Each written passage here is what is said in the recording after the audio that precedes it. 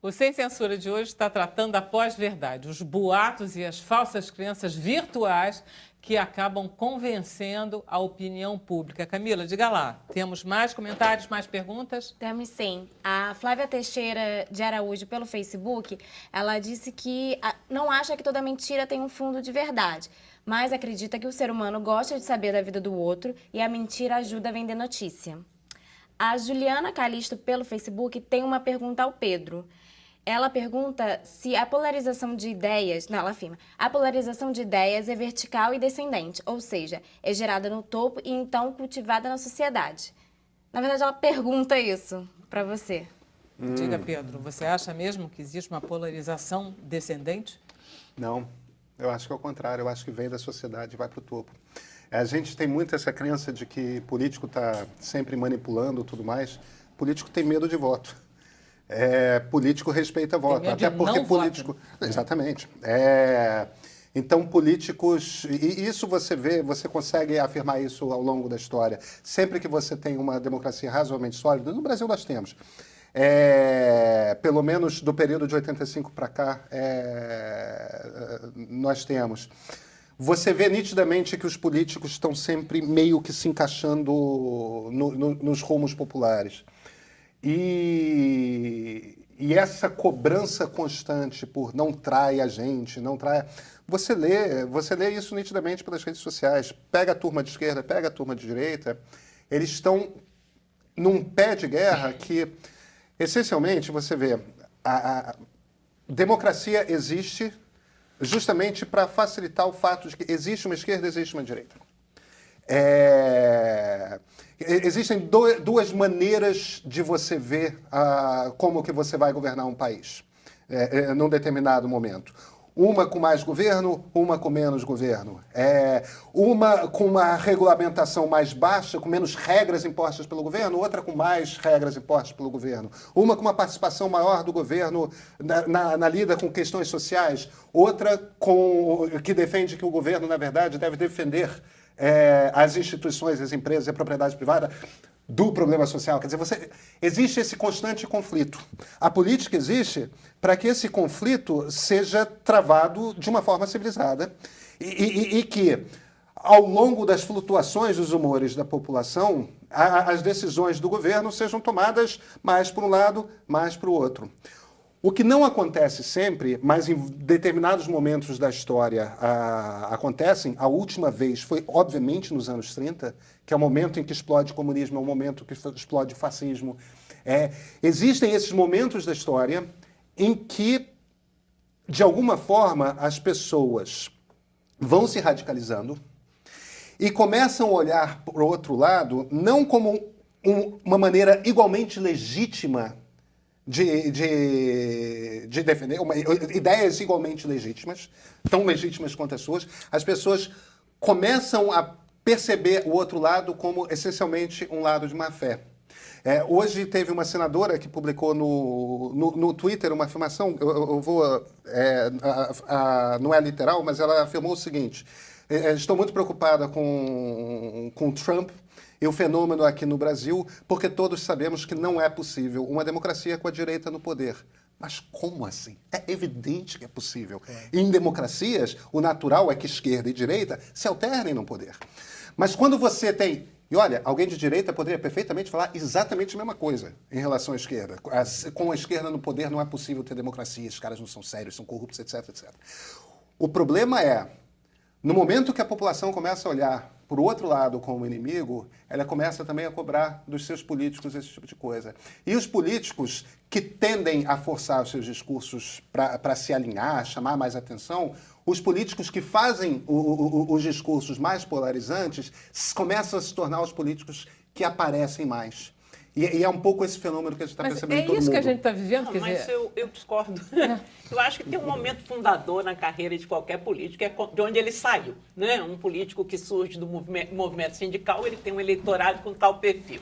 Um que surge das igrejas evangélicas, ele vai ter um eleitorado. Um que surge do movimento dos ruralistas vai ter outro tipo. evidentemente que é uma hoje em dia, representação dos movimentos populares no Congresso por conta do recurso imenso que custa eleger um político no Brasil hoje.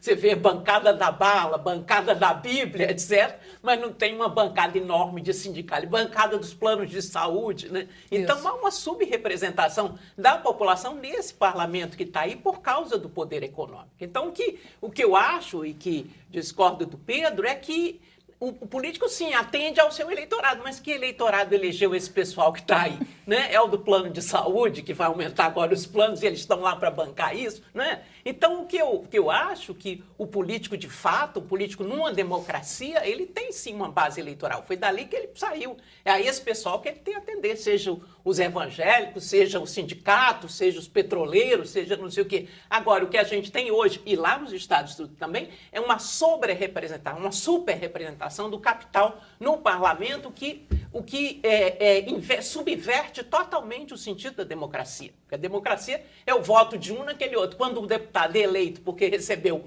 1 milhão de uma determinada empresa, o eleitor dele é a empresa, não é o cara que votou. O voto é difuso, as pessoas votam por muitos Mas a gente não está motivos. justamente tentando entender um fenômeno novo que a gente não está conseguindo pôr o dedo, que é vitórias de pessoas populistas ou de posições como a saída do Reino Unido da União Europeia, que não se sustentam politicamente pela classe política. O Trump não é apoiado pelo Partido Republicano. Por parte considerável. Não, Ele gastou dinheiro dele nessa campanha, né? É claro Mas que justamente ele por não ter teve... apoio. Mas, professor, eu acho que tem uma coisa mais complicada aí, que aí o Sérgio Abrantes tem um estudo super interessante sobre a diferença do voto para parlamento e o voto para presidente no Brasil.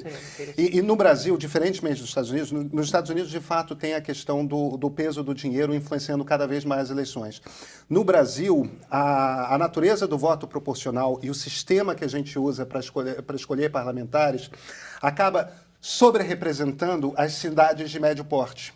Enquanto que o voto direto que a gente usa para eleger o presidente da República acaba sobre-representando as cidades grandes. A gente já não queria entrar no fenômeno eleitoral do Brasil, não. Eu queria que a gente voltasse. Tudo bem.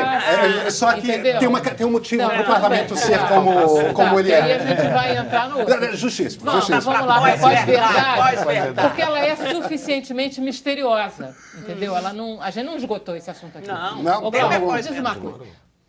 Em que a pós-verdade atrapalha ou não atrapalha a propaganda? Ela atrapalha na medida que fica difícil você entender o que efetivamente mobiliza O que as pessoas estão querendo? Há um fato na área do nosso negócio em si.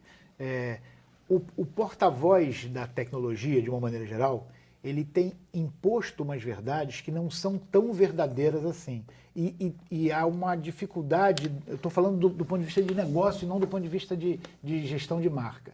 Então, todo discurso defendendo o crescimento das mídias digitais, ele tem uma limitação que é o próprio emissor dessa opinião.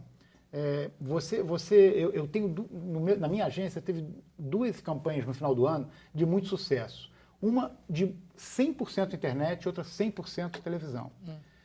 A de 100% internet ela foi superlativa em todos os resultados dela. Tá. A de televisão foi média, mas foi boa. Um produto que você está vendendo. São 2 situações. Tá. Você falando com as pessoas, e isso ficou muito claro para a gente, essa história aqui eu tinha que contar, essa história aqui eu não tinha que contar, as pessoas já sabiam. Então, só que do ponto de vista do negócio, o emissor dessas informações aqui, ele supervaloriza os dados, né? Os resultados que a gente tem de projetos digitais, eles são muito mais valorizados do que efetivamente o que eles transformam na sociedade. Porque eles significam o futuro? Porque Talvez eles significam modernidade, juventude. O consumidor do futuro, quer dizer, os jovens, sim. Que, aliás, a gente está falando muito pouco dos jovens aqui. E tem uma característica, só desculpa, que é o seguinte, o Brasil hoje tem população com mais de 50 anos representa 2 Austrálias e uma Espanha. E é um consumidor que é cada vez mais importante na hora de comprar, na hora de bancar a casa.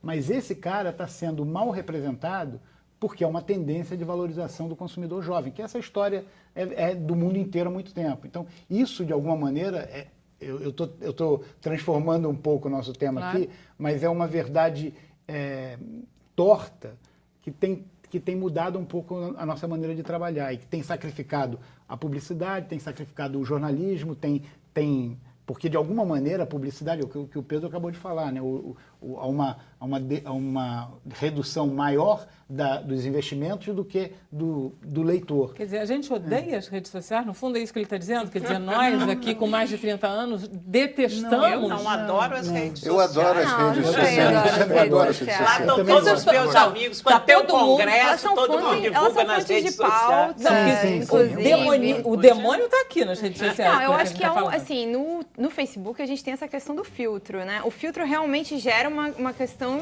várias questões em torno do que você vai ter acesso ou não. Se você for ver, se você olhar um produto para você comprar na internet, dali um pouco ele fica te pipocando lá no Facebook, ele fica te mostrando aquilo o tempo todo se você não finalizar a compra. Ou mesmo se você comprar. Parece que o Fica vendedor dando saiu da loja 6 seguindo, meses, né? fica seguindo. recebendo todos os anúncios de geladeira. Mas, tudo ao lá, mesmo né? tempo, as redes sociais um abriram algoritmo. vários Você canais de procurou comunicação, isso. né? As redes como se permitiram. O Twitter não funciona assim, né? O Twitter é muito mais, entrega tudo, você recebe tudo, só que como é muita coisa, para você acompanhar o Twitter dá um pouco mais de trabalho. Mas o problema é que assim, tem um uso muito grande do Facebook, né? As pessoas estão mais, parece, ligadas ao Facebook. Agora o Instagram também cresceu bastante. Também a questão da imagem, dos vídeos, né? As pessoas gostam bastante de postar vídeo, postar Vai ter imagem. algum futuro Eu acho- diferente do Pois é. Facebook, não? Isso. Vai evoluindo, acho, Mas tá transformações. durando, não tá não? O Snapchat. Tá durando, mas tá mudando. eu cubro tecnologia você- faz 20? 25 anos. A cada 5 anos Muda tudo. muda tudo. Então. Mas o Não era Facebook aquela tem rede uma que Esse todo tempo vai mundo acabar. tinha, Olha o era- prazo de validade. Orkut, exatamente. Sabe mais meu Olha, nome. olha o prazo de validade aí de novo. Agora, Tem o Snapchat. mas enquanto ainda estamos com eles, e enquanto ainda são esses os recursos, eu concordo plenamente com o que foi dito aqui pela Isabel, inclusive, de que são ferramentas, a gente tem que saber usar, sabendo usar vai ser saudável. Agora, uma pergunta para você, Glaucio. Uma informação sobre um produto que é de um cliente da sua agência, uma informação que ganha um viral no Facebook, uma informação falsa, uma mentira gravíssima sobre um produto. Por exemplo, cigarro faz bem à saúde. Mas é o contrário. Ao contrário. Uma informação, por exemplo, um produto da sua agência denegrido. que você é denegrido de forma terrível, eu não gosto muito dessa palavra, então vou usar, é difamado de forma verdade. terrível nas redes sociais.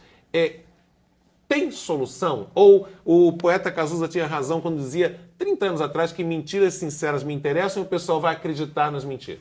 Não, é quase mortal. É uma guerra mortal? É Eu quase mortal? eu não tive ainda um problema desse pela frente, ainda bem.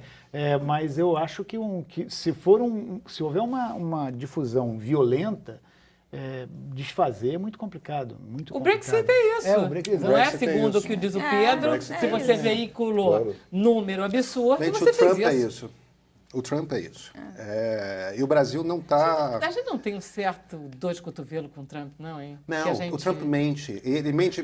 eu acho que mas ele mente num nível. É que a gente está acostumado a dizer que políticos mentem e tudo mais. O Trump só mente. Somente. O tempo todo. Ele é diferente. Bom, deixa eu ir para o intervalo. Já já a gente volta para o último bloco do Sem Censura de hoje. Como você sabe, um programa da TV Brasil.